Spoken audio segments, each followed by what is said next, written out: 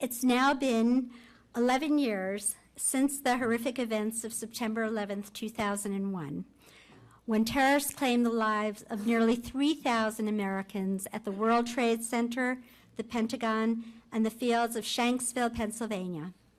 Before we begin, I'd like all of us to take a moment of silence in memory of those innocent Americans who lost their lives on that fateful day.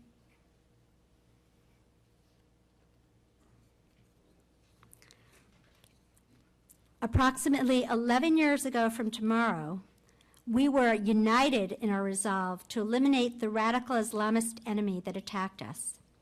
American troops have bravely confronted al-Qaeda and their allies on battlefields across the globe, from Afghanistan and Iraq to Somalia and Yemen. The brave men and women of our U.S. Armed Forces have won every single battle that they have been asked to fight. Yet, when we take a survey of the state of the world, we see that it is al-Qaeda and the other radical Islamist groups' objectives which are being met, not ours. Their websites seem to reflect a growing sense of triumphalism. They feel that after decades, or perhaps centuries, depending on how you look at it, of being underground, they are finally reaching their historic moment. One of al-Qaeda's first operations was an assassination attempt against the late Egyptian president, Hosni Mubarak. Now, Mubarak is gone, his dictatorship is abolished, and the Muslim Brotherhood rules, and it is moving forward every day to promote a state ruled by Islamic law. It is working to abolish secular institutions, fire non-Muslim members of the press, and to suppress women, gays, and religious minorities.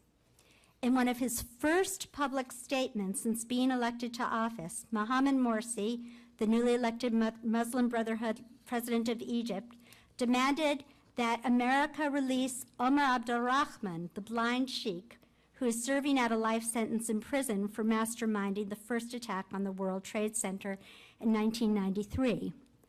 The fact that they had the audacity to think that such a demand would be taken seriously indicates just how weak they feel America is in our moral resolve. Mohamed Morsi is scheduled to arrive into the United States later this month to participate in the opening ceremony of the UN General Assembly.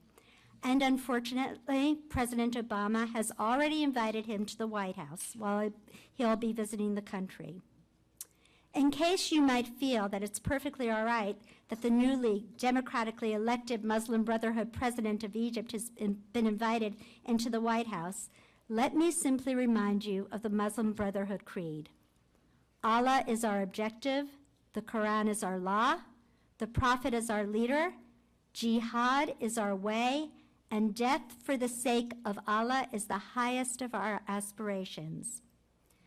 This organization, founded in 1928 by Hassan al-Banna, was considered so radical within the Arab world because of its comprehensive view of Islamism that it has been forced underground for decades in Egypt, until now, when they have cunningly used the ballot box as their vehicle for political victory. We would like to remind you, as Ahmed has said constantly over the last several years, that one election a democracy does not make, but the chance to have a second, a third, and a fourth election. It means, as the wonderful Soviet dissident Natan Sharansky had once said, quote, the ability to stand in the middle of the town square and criticize the government without fearing for one's very life.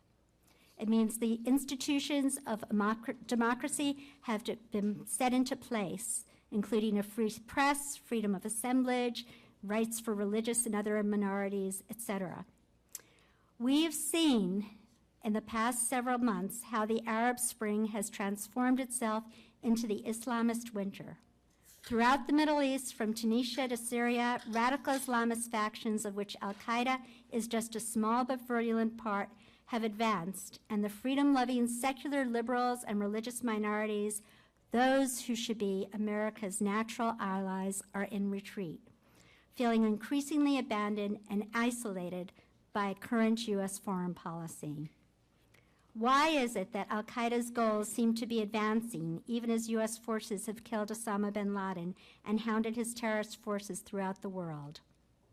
On the domestic front, there's a creeping sense of moral ambiguity about the rightness of our cause. We believe that the Constitution is the most precious document ever written by man. And we also believe that the vast majority of Muslims are quiet, peaceful, law-abiding citizens. But there are certain groups that are hiding behind our constitutional freedoms and using them as a smokescreen to quietly insert their own agenda into the fabric of American society. This would be fine so long as there's an overriding respect for the Constitution of the United States and for the rule of law of the land, including a sense of tolerance for other religions and the rights of gays and other minorities. What has happened? Why is it that in the 11 years since 9/11, when President Bush clearly stated, "You are with us or you are with the terrorists," there has been a sense of erosion of that bold statement of firm resolve and moral clarity?